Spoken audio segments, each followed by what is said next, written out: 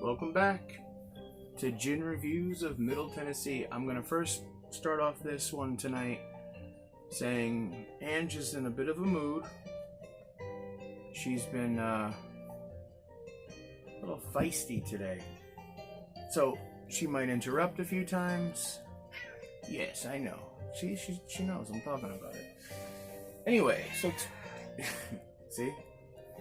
Tonight's gin is gin number 209, made in San Francisco in the Bay Area, of course.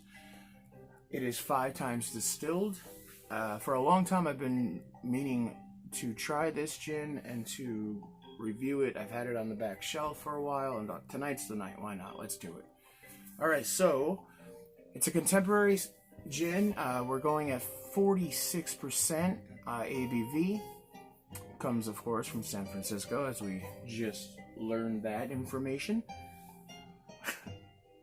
She's a good girl. The botanicals Angelica bergamot, which is beautiful. It's a beautiful citrus, about the size of an orange, but yellow and green. Sweeter than a lemon, but more bitter than a grapefruit. And mostly comes from India, but the root word bergamonte, comes from Italy. So, little knowledge there on the botanical factor. Also cardamom, cassia, coriander, juniper, of course, lemon, and orris root. So with those botanicals right there, I have a feeling it's going to be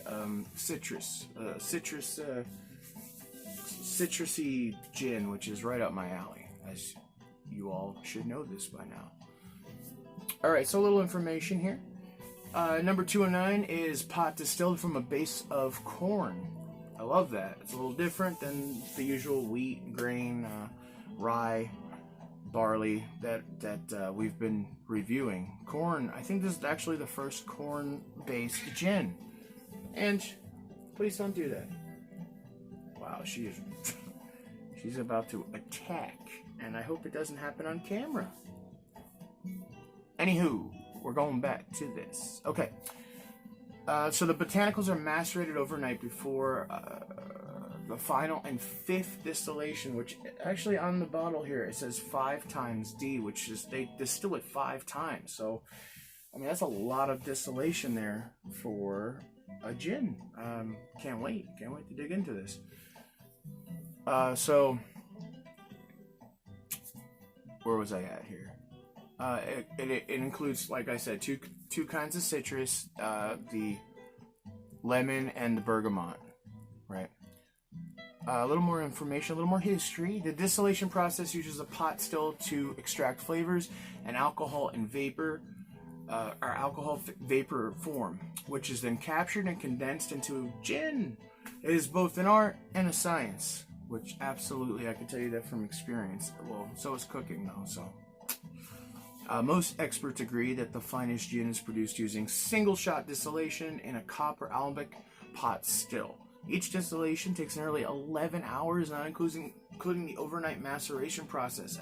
That's a long time for a gin, again. 209's gin base spirit is 4 times column distilled from Midwestern corn and has a smooth, almost sweet finish.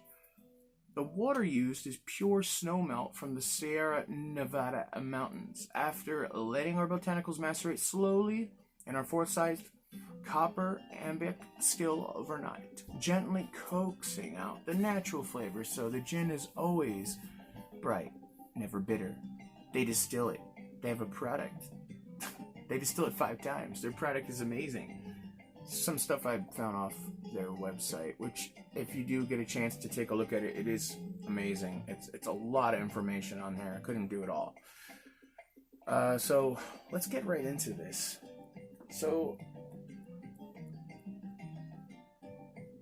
what a nice bottle. I love the punt on the bottom. Again, I'm a fan of the punt. Their crest is on the back. Very cool, very cool. Little information on the side here, which is pretty much what I just read off. Now, I don't know what kind of a bottle top is this, so we're just gonna see. It's a twist off. Wait a minute. Ah, there we go. So we know it's brand new. Look at that. No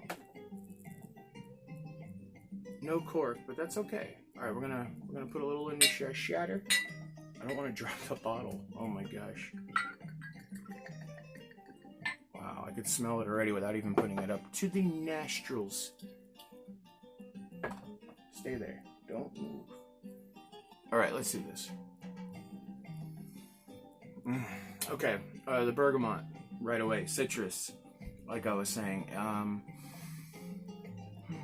It's spicy, faintly. Again, citrus pops. It's citrus forward. Bitter orange, lemongrass almost. The spicy note reveals the hint of coriander, cardamom, and the juniper is like right in the back. Wow, this is already, I could tell this is gonna be very, very smooth, very nice. Wow. I mean, really though, this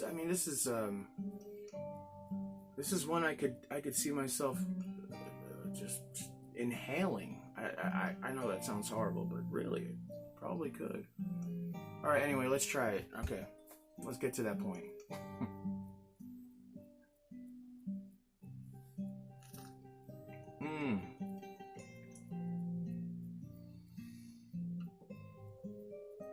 Wow. So much. Okay, well, citrus, the bergamot, again, the lemon, juniper, tip tongue, top part. First, it's still there. It's the tip of your tongue. It's not the back or the middle at all. Heat is slowly building up with the cardamom, coriander, earth tones, the umami. Juniper is biting in the back now. Oh man, it's just traveling down at a nice pace. Wow. Very, very smooth. Very, very smooth. You could tell it was distilled 5 times. Okay, Lord. Wow, I don't think I've fallen so head over heels for a gin in a while, but yeah, man. I can see why this one, everyone says that this one is the one to go with, especially for an American gin. I was reading a little information. That's just my ice in the cup here, see? So the distillery is above the bay of San Francisco Bay, and they use the temperature of the waters for the distillation, so they don't have air conditioning or anything like that inside. They use the humidity and the ambient air, I guess you would say, to distill, which, I mean, I never thought of that. That's pretty cool.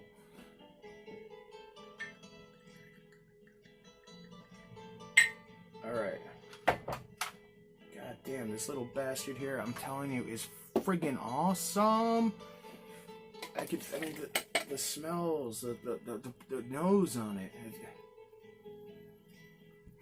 It's still going. It's still traveling. It's still there. The spice is still on the tip of the tongue. Fever tree. So, with me and my citrus, with my gins, I wanted to try this one just with the tonic first, just to see where we are with the citrus. Man, this is, it's you gotta try this one. If you can find it, that's the other thing is, I haven't seen it around town too often. One of my friends, though, stocks it regularly now, so I know where to get it if, you know, I inhale or down this bottle here, which is a good possibility.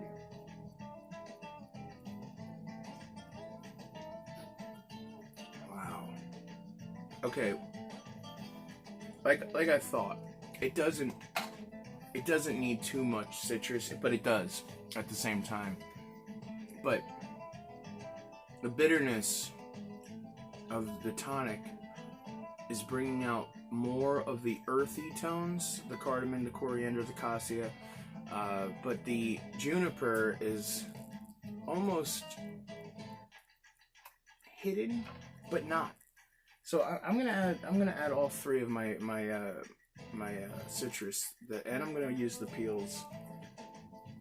I pre-scraped these. There's my orange, there's my lime, and then there's this beautiful Texas grapefruit. It's in season right now. If you guys, get out there with your masks on and all that, better wear those masks, right? Look for the Texas grapefruit right now. It's ruby red. It's sweet. It's just so good. It's so perfect. I wish I could find it all year round, but that's the thing about citrus. You get the winter time usually, and then spring. Cheers. Salute. Man.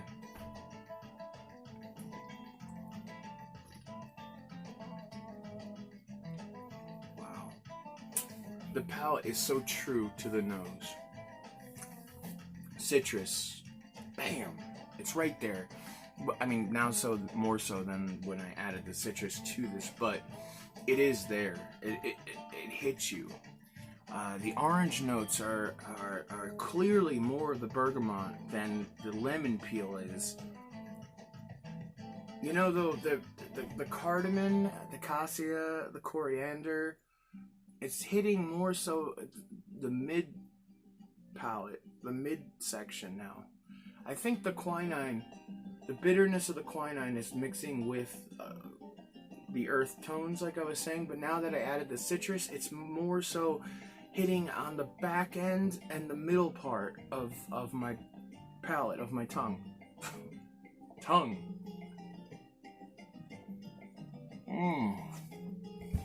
It's slightly thick. It's almost creamy. It's luscious. Luscious?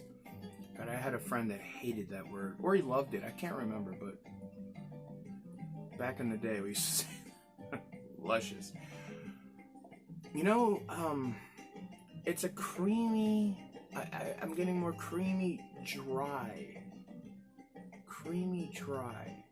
It's exactly what it is. And the alcohol is hitting me in all the right spots right now. Just beautiful way to end this day. That I've been up since yesterday. But, that's on me.